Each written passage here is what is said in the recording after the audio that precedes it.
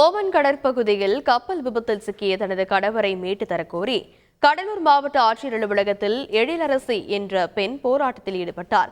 தனது கணவர் தரஞ்சயன் என்ற சென்ற கப்பல் 6 நாட்களுக்கு முன்பு விபத்தில் சிக்கியதாகவும் தனது கணவரை மீட்க கோரி 4 நாட்களுக்கு முன்பு ஆட்சியர் அலுவலகத்தில் புகார் அளித்ததாகவும் தெரிவித்துள்ளார். அவரிடம் பேச்சுவார்த்தை நடத்திய ஆட்சியர் ஆதித்ய செந்தில்குமார் மற்றும் அதிகாரிகள் தனஞ்சயனை மீட்க நடவடிக்கை எடுப்பதாக உறுதியளித்தனர். இதையடுத்து எழிலரசி போராட்டத்தை கைவிட்டார். என் ஹஸ்பண்ட் ஓமன்ல போய் ஷிப் ஆக்சிடென்ட் ஆயிடுச்சு. இது மண்டே நடந்தது. இன்னைக்கு சாட்டர்டே 5 டேஸ் மேலே ஆகுது. இன்னும் எனக்கு எந்த டீட்டெயில்ஸும் தெரியல. இது 3 நாளாக போயிட்டு இருக்கேன். எல்லாம் பண்ணுறேன், நடவடிக்கை எடுக்கிறேன்றாங்களே தவிர எனக்கு எந்த இதுவுமே கிடைக்கல. எனக்கு எதுவுமே தெரியல, எனக்கு எதுவும் பண்ணவும் தெரியல. ஸோ எனக்கு ஏதாவது அடுத்த ஸ்டெப்புக்கு நான் போகணும்.